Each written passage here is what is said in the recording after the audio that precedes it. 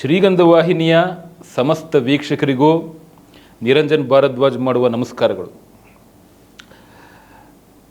ಈಗ ಪ್ರಾರ್ಥನೆ ಮಾಡೋಣ. ಓಂ ವ್ಯಾಸಂ ವಸಿಷ್ಠನಪ್ತಾರಂ ಶಕ್ತೇ ಪೌತ್ರಮಕಲ್ಮಷಂ ಪರಾಶರಾತ್ಮಜಂ ವಂದೇ ಶುಕಥಾತಂ ತಪೋನಿಧಿಂ ವ್ಯಾಸಾಯ ವಿಷ್ಣುರೂಪಾಯ ವ್ಯಾಸರೂಪಾಯ ವಿಷ್ಣವೇ ನಮೋ ವೈ ಬ್ರಹ್ಮನಿಧಯೇ ವಾಸಿಷ್ಠಾಯ ನಮೋ ನಮಃ ಅವಿಕಾರಾಯ ಶುದ್ಧಾಯ ನಿತ್ಯಾಯ ಪರಮಾತ್ಮನೇ ಸದೈಕರೂಪರೂಪಾಯ ವಿಷ್ಣವೇ ಸರ್ವಜಿಷ್ಣವೇ ಯಸ್ಯ ಸ್ಮರಣಮಾತ್ರೇಣ ಜನ್ಮ ಸಂಸಾರಬಂಧನಾತ್ ವಿಮುಚ್ಯತೆ ನಮಸ್ತಸ್ಮೈ ವಿಷ್ಣವೇ ಪ್ರಭವಿಷ್ಣವೇ.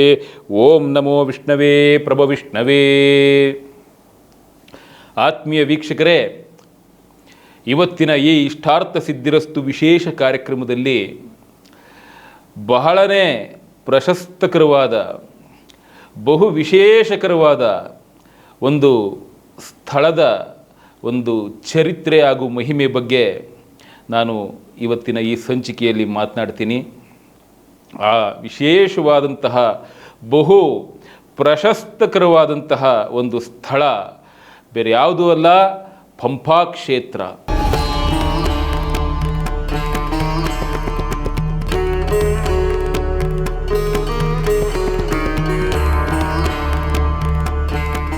ವೀಕ್ಷಕರೇ, ಈ ಪಂಪಾ ಕ್ಷೇತ್ರ ಬೇರೆ ಯಾವುದೂ ಅಲ್ಲ, ಸಾಕ್ಷಾತ್ ಮಹಾದೇವನ ಸ್ವರೂಪದಲ್ಲಿ ಇರ್ತಕ್ಕಂತಹ ಹಂಪಿಯ ಈ ವಿರೂಪಾಕ್ಷನ ಸನ್ನಿಧಿ ಏನಿದೆ, ವಿಜಯನಗರ ಜಿಲ್ಲೆಯಲ್ಲಿರ್ತಕ್ಕಂತಹ ಈ ಹಂಪಿಯ ವಿರೂಪಾಕ್ಷ ದೇವರ ಸನ್ನಿಧಿ ಪಂಪಾಪತಿ ಎಂಬ ಒಂದು ನಾಮದಿಂದ ಅಂಕಿತಗೊಂಡಿರ್ತಕ್ಕಂತಹ ಈ ವಿರೂಪಾಕ್ಷ ದೇವ, ಆತನ ಒಂದು ದಿವ್ಯ ಸಾನ್ನಿಧ್ಯ ಇರತಕ್ಕಂತಹ ಹಂಪೆಯೇ ಈ ಪಂಪಾ ಕ್ಷೇತ್ರ.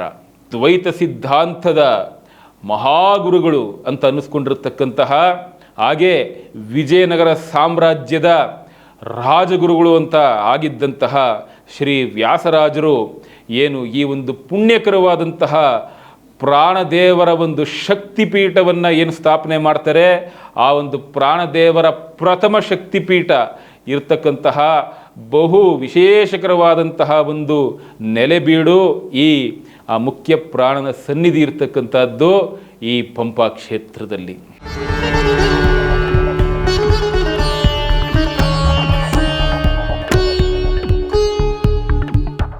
ಎರಡು ವಿಶೇಷಕರವಾದಂತಹ ಚಕ್ರತೀರ್ಥಗಳು ಅಂತ ನಮ್ಮ ಭಾರತದಲ್ಲಿದೆ. ಆ ಮೊದಲನೇ ಚಕ್ರತೀರ್ಥ ಏನು ಸಾಕ್ಷಾತ್ ಪರಬ್ರಹ್ಮ ತನ್ನ ಒಂದು ಚಕ್ರವನ್ನು ಈ ಭೂಮಿ ಕಡೆಗೆ ಬಿಟ್ಟಾಗ ಆ ಭೂಮಿ ಕಡೆಗೆ ಆ ಚಕ್ರ ಬಂದು ಸೀಳ್ಕೊಂಡೋಗಿ ಭೂಮಿಯ ಒಂದು ಆ ಗರ್ಭದವರೆಗೆ ಭೂಗರ್ಭದವರೆಗೆ ಹೋದಂತಹ ಒಂದು ಹಿನ್ನೆಲೆ ನೋಡಿ. ಆ ಹಿನ್ನೆಲೆಯುಕ್ತವಾದ ವಿಚಾರ ಆಗಿರತಕ್ಕಂಥದ್ದು ಯಾವ ನೆಲೆಯಲ್ಲಿ ಅಂತ ತಾವು ಅರ್ಥ ಮಾಡ್ಕೋಬೇಕು. ಆ ಪ್ರಥಮ ನೆಲೆ ನೈಮಿಷಾರಣ್ಯದಲ್ಲಿ, ಹಾಗೆ ಅದಕ್ಕೆ ತತ್ಸಂಬಂಧವಾಗಿ ದಕ್ಷಿಣ ಭಾರತದ ಒಂದು ಚಕ್ರತೀರ್ಥ ಅಂತಲೇ ಹೆಸರನ್ನು ಪಡ್ಕೊಂಡಿರ್ತಕ್ಕಂತಹ ಈ ಬಹು ವಿಶೇಷಕರವಾದಂತಹ ಪಂಪಾ ಕ್ಷೇತ್ರ.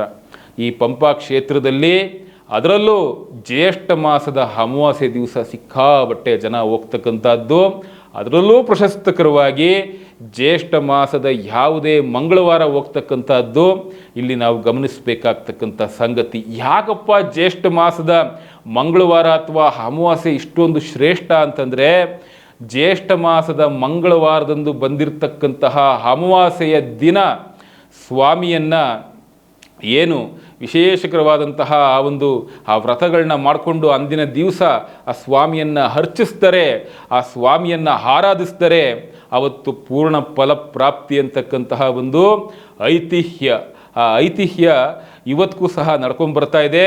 ಎಲ್ಲದಕ್ಕಿಂತ ಬಹು ಮುಖ್ಯವಾಗಿ ಇನ್ನೊಂದೇನಪ್ಪ ಅಂತಂದರೆ, ಇದೇ ಜ್ಯೇಷ್ಠ ಮಾಸದ ಯಾವುದೋ ಒಂದು ಮಂಗಳವಾರದ ಒಂದು ಸುಸಂದರ್ಭದ ಆ ಮಂಗಳಕರವಾದಂತಹ ಗಳಿಗೆಯಲ್ಲಿ ಸಾಕ್ಷಾತ್ ಶ್ರೀರಾಮಚಂದ್ರ ಪ್ರಭು ನಮ್ಮ ಮುಖ್ಯ ಪ್ರಾಣ ದೇವರ ಒಂದು ಏನು ಸ್ವರೂಪದಲ್ಲಿರತಕ್ಕಂತಹ ಪವನ ಸುತ ಆಂಜನೇಯ ಸ್ವಾಮಿಯನ್ನು ಏನು ಭೇಟಿ ಮಾಡಿದ್ರು, ಆ ಭೇಟಿ ಮಾಡಿದಂತಹ ಒಂದು ಆ ಗಳಿಗೆ, ಆ ಮಂಗಳಕರವಾದ ಗಳಿಗೆ ಬೇರೆ ಯಾವುದೂ ಅಲ್ಲ, ಜ್ಯೇಷ್ಠ ಮಾಸದ 4 ಮಂಗಳವಾರಗಳ ಪೈಕಿ ಯಾವುದೋ ಒಂದು ಮಂಗಳವಾರ ಒಂದು ಶುಭಪ್ರದವಾದ ಮಂಗಳಕರವಾದಂತಹ ಗಳಿಗೆಯಲ್ಲಿ ಅವರ ಒಂದು ಭೇಟಿಯಾಗಿರ್ತಕ್ಕಂಥದ್ದು ಅನ್ನುವಂಥದ್ದು ರಾಮಾಯಣದಲ್ಲಿ ಉಲ್ಲೇಖಿತಗೊಂಡಿರ್ತಕ್ಕಂತಹ ಒಂದು ವಿಚಾರ. ಹಾಗಾಗಿ ಸುಂದರಕಾಂಡದಲ್ಲಿ ಸಾಕಷ್ಟು ವಿಚಾರಗಳು ಸಿಗುತ್ತೆ.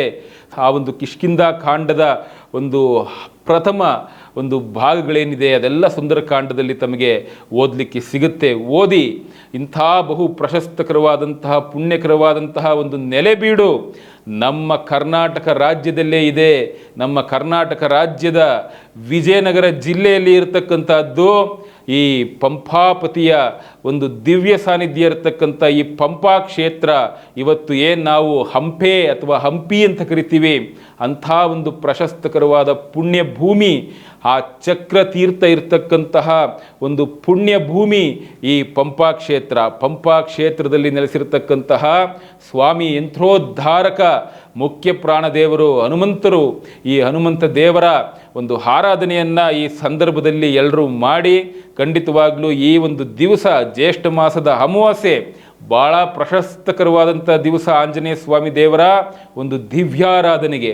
ಹಾಗಾಗಿ ಆ ಒಂದು ದಿವ್ಯಾರಾಧನೆಯ ಸಲುವಾಗಿ ನಾವು ಇವತ್ತಿನ ಈ ಒಂದು ಸಂಚಿಕೆಯನ್ನು ಮಾಡ್ತಾ ಇರತಕ್ಕಂಥದ್ದು, ತಮಗೆಲ್ಲ ಈ ಸಂಚಿಕೆಯನ್ನು ಸಮರ್ಪಿಸ್ತಾ ಇರತಕ್ಕಂಥದ್ದು.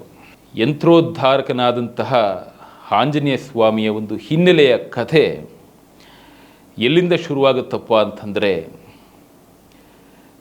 ಒಂದು ಸಲ ನಮ್ಮ ಏನು ವ್ಯಾಸರಾಯರು ಅವರು ಪೂಜಾ ಕೈಂಕರ್ಯದಲ್ಲಿ ಪ್ರತಿನಿತ್ಯವೂ ಸಹ ಅವರು ತೊಡಗಿಕೊಂಡಿರ್ತಕ್ಕಂತಹ ಒಂದು ಆ ಕಾಲ.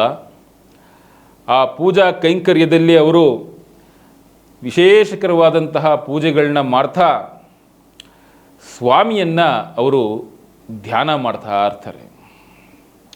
ಆ ಸ್ವಾಮಿಯನ್ನು ಧ್ಯಾನ ಮಾಡ್ತಾ ಇರ್ತಕ್ಕಂತಹ ಒಂದು ಸಂದರ್ಭದಲ್ಲಿ ಅವರಿಗೆ ಅನಿಸುತ್ತೆ, ಬಂಡೆಗಲ್ ಮೇಲೆ ನಾನು ಯಾಕೆ ಆಂಜನೇಯ ಸ್ವಾಮಿ ಅಂದರೆ ಮುಖ್ಯ ಪ್ರಾಣದೇವರ ಒಂದು ಚಿತ್ರವನ್ನು ನಾನು ಯಾಕೆ ಬಿಡಿಸ್ಬಾರ್ದು ಅಂತ ಆ ವ್ಯಾಸರಾಜರಿಗೆ ಅನ್ನಿಸ್ತಕ್ಕಂಥದ್ದಾಗುತ್ತೆ.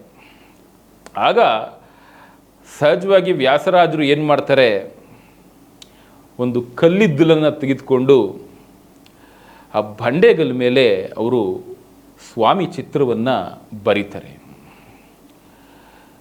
ಅವರು ಪೂಜೆ ಎಲ್ಲ ಮಾಡಿ ಮಹಾಮಂಗಳಾರತಿ ಮಾಡಿದ್ದಾದಮೇಲೆ ಬಹು ಬೇಗನೆ ಜೋರಾಗಿ ಗಾಳಿ ಬರ್ತಾ ಬಂದ್ಬಿಟ್ಟು ಆ ಒಂದು ಕಲ್ಲಿದ್ದಲಿನಲ್ಲಿ ಏನು ಬರೆದಿರ್ತಾರೆ ಹಾಗೆಯೇ ಆ ಗಾಳಿ ಜೊತೆಗೆ ಏನು ಜೋರಾಗಿ ಗಾಳಿ ಬೀಸಿರ್ತಕ್ಕಂತಹ ಕಾರಣ ಹಾಗೆ ಅಳಿಸೋಗ್ಬಿಡುತ್ತೆ.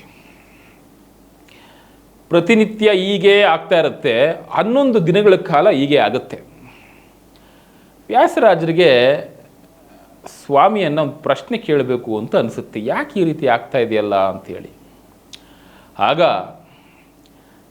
ಸ್ವಾಮಿ ಏನು ಅವರ ಒಂದು ಪ್ರಶ್ನೆ ಬಂದಿರುತ್ತಲ್ಲ ಅವ್ರಿಗೆ, ಅವರ ಒಂದು ಪ್ರಶ್ನೆಗೆ ವಿಶೇಷಕರವಾಗಿ ಉತ್ತರವನ್ನು ಸ್ವತಃ ತಾನು ಪ್ರತ್ಯಕ್ಷನಾಗಿ ಹೇಳ್ತಾನೆ. ಆ ಉತ್ತರವನ್ನು ಕೊಡ್ತಾನೆ ಆಂಜನೇಯ ಸ್ವಾಮಿ. ಗುರುಗಳೇ, ನೀವು ನನ್ನ ಆಕೃತಿಯ ಒಂದು ಚಿತ್ರವನ್ನು ಏನು ಈ ಕಲ್ಲಿದ್ದಲಿನಲ್ಲಿ ತಾವು ಬರೆದು ನನ್ನನ್ನು ಅರ್ಚಿಸ್ತಾ ಇದ್ರಿ, ತದನಂತರದಲ್ಲಿ ಆಕೃತಿ ಹಾಗೆ ಜೋರಾಗಿ ಗಾಳಿ ಬಂದು ತಾವು ಬರೆದಿದ್ದಂಥ ಚಿತ್ರ ಏನು ಅದು ಹಾಗೆ ಅಗೋಚರವಾಗ್ತಾ ಇತ್ತು. ಇದಕ್ಕೆ ಕಾರಣ ವಾಯು ಸದಾಕಾಲ ಚಂಚಲ, ಒಂದು ಕಡೆ ಸ್ಥಿರವಾಗಿ ನಿಲ್ತಕ್ಕಂತಹ ಆ ಒಂದು ಶಕ್ತಿಯನ್ನು ಆ ವಾಯು ಪಡೆದಿಲ್ಲ. ಹಾಗೆ ಆ ವಾಯು ತತ್ವದ ವಿಷಯವೇ ಈ ರೀತಿ ಇದೆ. ಹಾಗಾಗಿ ತಾವು ಏನು ಮಾಡಿ ಅಂತಂದರೆ, ಒಂದು ಷಡ್ಕೋನದ ಯಂತ್ರದಲ್ಲಿ ನೀವು ನನ್ನನ್ನು ಆ ಮಧ್ಯ ಆ ಷಡ್ಕೋನ ಯಂತ್ರ ಬರೀರಿ.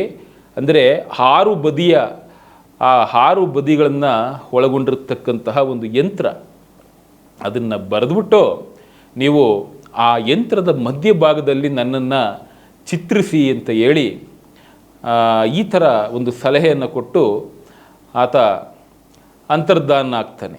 ಆದಮೇಲೆ ವ್ಯಾಸರಾಜರು ಸ್ವಾಮಿಯ ಒಂದು ಹೇಳಿಕೆಯಂತೆ ಅವನು ಹೇಳಿದ ಹಾಗೆ ಇಷ್ಟೆಲ್ಲ ಷಡ್ಕೋನವನ್ನು ರಚನೆ ಮಾಡಿ ಆ ಷಡ್ಕೋನದ ಒಂದು ಯಂತ್ರದ ಒಂದು ಫಾರ್ಮೇಷನ್ ಏನಾಗುತ್ತೆ, ಆ ರಚನೆಯ ಮಧ್ಯಭಾಗದಲ್ಲಿ ಅವರು ಮುಖ್ಯ ಪ್ರಾಣ ದೇವರನ್ನು ಚಿತ್ರಿಸ್ತಾರೆ.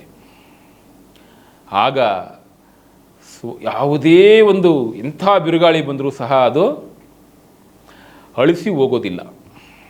ಹಾಗಾಗಿ ಈ ಅಳಿಸಿ ಹೋಗದೇ ಇರುವ ಹಾಗೆ ಏನು ಸಾಕ್ಷಾತ್ ಆಂಜನೇಯ ಸ್ವಾಮಿಯೇ ಸಲಹೆ ಕೊಟ್ಟ ಮೇರೆಗೆ ಈ ರೀತಿ ಒಂದು ಆ ಯಂತ್ರವನ್ನು ರಚನೆ ಮಾಡಿ ಸ್ವಾಮಿಯನ್ನು ಅಲ್ಲಿ ಅವರು ಚಿತ್ರಿಸ್ತಾರಲ್ಲ, ಇವತ್ತಿಗೂ ಸಹ ಆ ಒಂದು ಸ್ವಾಮಿಯನ್ನು ಅಲ್ಲಿ ಒಂದು ರೀತಿ ನೋಡಪ್ಪ, ಇಲ್ಲಿಗೆ ಬರುವಂತಹ ಭಕ್ತರ ಪಾಲಿನ ಒಂದು ವಿಶೇಷಕರವಾದಂತಹ ಅದೃಷ್ಟ ದೈವವಾಗಿ, ಪುಣ್ಯ ದೈವವಾಗಿ, ಹಾಗೆ ನೀನು ಭಕ್ತರ ಒಂದು ಕಷ್ಟಗಳನ್ನು ಹೋಗಲಾಡಿಸ್ತಕ್ಕಂತಹ ಒಂದು ನಿಟ್ಟಿನಲ್ಲಿ ನೀನು ಹರಸಪ್ಪ ಅಂಥೇಳಿ ಆ ಸ್ವಾಮಿಯಲ್ಲಿ, ಆಂಜನೇಯ ಸ್ವಾಮಿ ದೇವರಲ್ಲಿ ಅವರು ಸಂಕಲ್ಪ ಮಾಡಿಕೊಂಡು ವ್ಯಾಸರಾಜರು ಅವರ ಒಂದು ಹರಕೆಯನ್ನು ಅಲ್ಲಿ ಹೇಳ್ತಾರೆ ಸ್ವಾಮಿ ಹತ್ರ. ನೋಡಪ್ಪ, ನಿನ್ನ ಆಣತಿಯ ಮೇರೆಗೆ ನೀನು ಹೇಳಿದಂತೆ ಈ ಕೆಲಸ ಮಾಡಿದ್ದೀನಿ.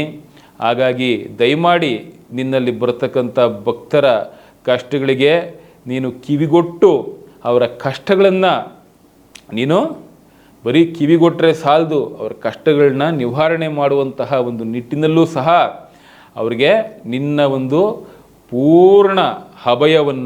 ಸಂಪೂರ್ಣ ಅಭಯವನ್ನು ಕೊಡಪ್ಪ ಅಂಥೇಳಿ ಅವರು ಅಲ್ಲಿ ಧ್ಯಾನಾಸಕ್ತರಾಗಿ ಧ್ಯಾನ ಮಾಡ್ತಾರೆ. ಆಗ ಸ್ವಾಮಿ ಮತ್ತೆ ಅವ್ರ ಮುಂದೆ ಪ್ರತ್ಯಕ್ಷನಾಗಿ, ಆಯಿತು ಗುರುಗಳೇ, ನೀವು ಹೇಳ್ದಂಗೆ ಆಗಲಿ ಅಂಥೇಳಿ ಅದಕ್ಕೆ ಅಲ್ಲಿ ಯಾರ್ಯಾರಿಗೆ ಒಂದು ಆ ಚಿತ್ತ ಚಾಂಚಲ್ಯ ಇದೆ, ಮನೋಚಾಂಚಲ್ಯ ಇದೆ, ದೇಹದಲ್ಲಿ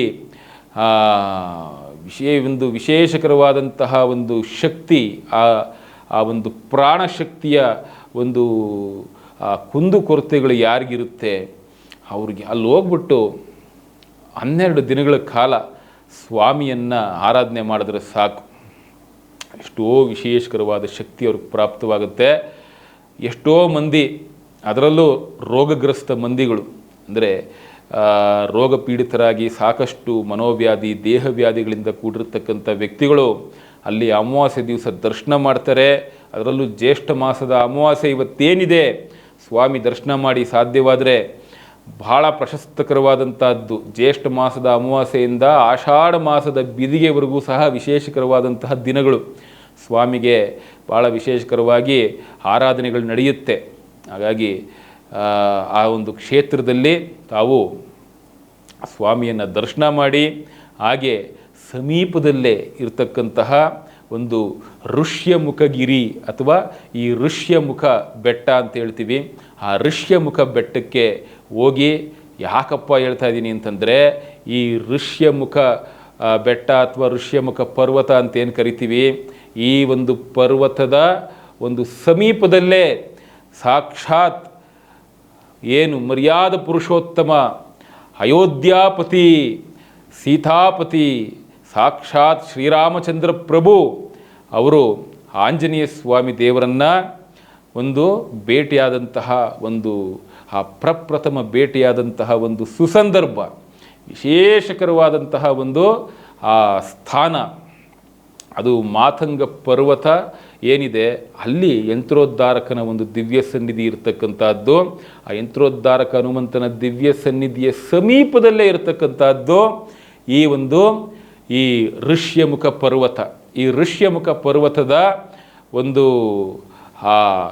ಒಂದು ಪರ್ವತದಲ್ಲಿಯೇ ಸುಗ್ರೀವನ ಒಂದು ಗುಹೆ ಇದೆ. ಆ ಸುಗ್ರೀವನ ಗುಹೆಯ ಬಳಿಯೇ ಪ್ರಪ್ರಥಮ ಬಾರಿಗೆ ಸಾಕ್ಷಾತ್ ಶ್ರೀರಾಮಚಂದ್ರ ಪ್ರಭು ಲಕ್ಷ್ಮಣ ಸಮೇತನಾಗಿ ಅಲ್ಲಿ ನಡೆದು ಬರುವಂಥದ್ದು. ಆ ಒಂದು ಸಂದರ್ಭ ಏನಿದೆ, ಆ ಕಿಷ್ಕಿಂಧೆಯ ಎಂಟ್ರಿ ಏನಾಗುತ್ತೆ ಸ್ವಾಮಿಯಿಂದ, ಆ ಕಿಷ್ಕಿಂಧೆಗೆ ಎಂಟ್ರಿ ಆದಂಥ ಸಂದರ್ಭ ಹುಡ್ಕೊಂಡು ಬರ್ತಾ ಇರ್ತಾರೆ. ಈ ಒಂದು ಋಷ್ಯಮುಖ ಪರ್ವತದ ಬಂಡೆ ಗಲ್ಲುಗಳ ಮೇಲೆ ಅವರು ನಡೆದು ಬರ್ತಾ ಇರ್ತಾರೆ. ಆ ಸಂದರ್ಭದಲ್ಲಿ ಏನು ಸುಗ್ರೀವನ ವಾಸಸ್ಥಳ ಇರುತ್ತೆ, ಆ ಸುಗ್ರೀವನ ಗುಹೆ ಅಂತ ಇವತ್ತಿಗೂ ಸಹ ನೋಡ್ಬೋದು ನೀವು. ಆ ಸುಗ್ರೀವನ ಗುಹೆ ಇರ್ತಕ್ಕಂಥದ್ದು ಈ ಋಷ್ಯಮುಖ ಪರ್ವತದಲ್ಲಿ. ಹಾಗಾಗಿ ಋಷ್ಯಮುಖ ಪರ್ವತ, ಅಲ್ಲಿಯೇ ಸ್ವಾಮಿ ಪ್ರಥಮ ಬಾರಿಗೆ ಆಂಜನೇಯ ಸ್ವಾಮಿಯನ್ನು ಸಂಧಿಸಿರ್ತಕ್ಕಂಥದ್ದು ಅಥವಾ ಭೇಟಿ ಮಾಡಿರ್ತಕ್ಕಂಥದ್ದು. ಇದು ಬಹು ಪ್ರಶಸ್ತವಾದ ಜಾಗ. ಹಾಗಾಗಿ ಋಷ್ಯಮುಖ ಪರ್ವತಕ್ಕೂ ಹೋಗಿದ್ದು ಬನ್ನಿ, ಅಲ್ಲಿ ಕೂತ್ಕೊಂಡು ಏನಾದರೂ ಸರಿ ಉತ್ತಮವಾದ ವಿಚಾರಗಳನ್ನ ಮಾತನಾಡಿ, ಧ್ಯಾನ ಮಾಡಿ, ಆರಾಧನೆ ಮಾಡಿ ಸ್ವಾಮಿಯನ್ನು ಮನಸ್ಸಿನಲ್ಲೇ ಎಷ್ಟೋ ಖುಷಿಯಾಗುತ್ತೆ. ಆ ಪರ್ವತದ ಒಂದು ಬಂಡೆಗಳ ಮೇಲೆ ನೀವು ಕೂತ್ಕೊಂಡ್ಬಿಟ್ರಂತೂ ಖಂಡಿತವಾಗ್ಲೂ ಏನೋ ಒಂದು ವಿಧವಾದಂತಹ ಮನೋಲ್ಲಾಸ. ಅದು ನಾನಂತೂ ಅಲ್ಲಿ ಹೋದಾಗ ಒಂದು ಕನಿಷ್ಠ ಪಕ್ಷ ಒಂದು 20-25 ನಿಮಿಷ ಧ್ಯಾನ ಮಾಡದೆ ನಾನು ಬರೋದಿಲ್ಲ. ಹಾಗಾಗಿ ನೀವು ಸಹ ಹೋಗಿದ್ದು ಬನ್ನಿ, ಎಲ್ಲರಿಗೂ ಒಳ್ಳೆಯದಾಗಲಿ. ಅದರಲ್ಲೂ ಈ ಒಂದು ಪರ್ವತದಲ್ಲಿ ಅತ್ರಿ ಮಹರ್ಷಿಗಳು, ಭಾರದ್ವಾಜ ಮಹರ್ಷಿಗಳು, ಆಂಗೀರಸರು ಎಲ್ಲರೂ ಸಹ ಬಂದು ಈ ಒಂದು ಪರ್ವತದಲ್ಲಿ ಇವತ್ತಿಗೂ ಸಹ ಈ ಋಷ್ಯಮುಖ ಪರ್ವತದಲ್ಲಿ ಅವರು ಸಂಚರಿಸ್ತಾರೆ ಅಂತಕ್ಕಂಥದ್ದು ಒಂದು ಒಂದು ವಿಷಯ ಇರ್ತಕ್ಕಂಥದ್ದು. ಹಾಗಾಗಿ ಆ ಒಂದು ನಂಬಿಕೆ ಇವತ್ತಿಗೂ ಸಹ ಋಷಿ ಮುನಿಗಳ ಸಂಚಾರ ಆಗ್ತಾ ಇದೆ ಆ ಒಂದು ಪರ್ವತದಲ್ಲಿ ಅಂತ. ಇಂಥ ವಿಶೇಷಕರವಾದ ಪರ್ವತ ಇರತಕ್ಕಂಥದ್ದು ಇದೇ ಚಕ್ರತೀರ್ಥಕ್ಕೆ ಒಂದು ಹತ್ತಿರದಲ್ಲಿ. ಆ ಚಕ್ರತೀರ್ಥದ ಒಂದು ಹತ್ತಿರದಲ್ಲಿರ್ತಕ್ಕಂಥ ಈ ಋಷ್ಯಮುಖ ಪರ್ವತ ಏನಿದೆ, ಆ ಋಷ್ಯಮುಖ ಪರ್ವತಕ್ಕೆ ಹೋಗೋದನ್ನ ತಾವು ಮರಿಬೇಡಿ. ಹಾಗೆ ಎಲ್ಲದಕ್ಕಿಂತ ಮುಖ್ಯವಾಗಿ ಏನಪ್ಪ ಅಂತಂದರೆ, ಈ ಸ್ವಾಮಿಯನ್ನು ಪುರಂದರದಾಸರು ಈ ಸ್ವಾಮಿ ಬಗ್ಗೆ ಏನಾದರೂ ಕೀರ್ತನೆ ಬರೀಬೇಕಲ್ಲ ಅಂತ ಆಲೋಚನೆ ಮಾಡಿ ಇದೇ ಋಷ್ಯಮುಖ ಪರ್ವತ ಏನಿದೆ ಅಲ್ಲಿ ಬಂದು ಚಕ್ರತೀರ್ಥದಲ್ಲಿ ಸ್ನಾನ ಮಾಡಿಕೊಂಡು ಋಷ್ಯಮುಖ ಪರ್ವತದ ಹತ್ರ ಬಂದು ವಿಶೇಷಕರವಾದ ಸಂಕೀರ್ತನೆಯನ್ನು ಅವರು ಬಹು ಪ್ರಶಸ್ತಕರವಾದಂತಹ ಗಳಿಗೆಯಲ್ಲಿ ಅವರು ರಚನೆ ಮಾಡ್ತಾರೆ. ಆ ರಚನೆಯೇ ಇವತ್ತು ಸಹ ಅನೇಕರು ಈ ಯಂತ್ರೋದ್ಧಾರಕ ಆಂಜನೇಯ ಸ್ವಾಮಿಯನ್ನು ಏನು ಆರಾಧನೆ ಮಾಡುವಂಥ ಸಂದರ್ಭದಲ್ಲಿ ಆ ರಚನೆಯನ್ನು ಆಡ್ತಾರೆ. ಇದು ಭಾಳ ಫೇಮಸ್ ಆದಂತಹ ಪ್ರಖ್ಯಾತಿಗೊಂಡಂತಹ ಒಂದು ರಚನೆ.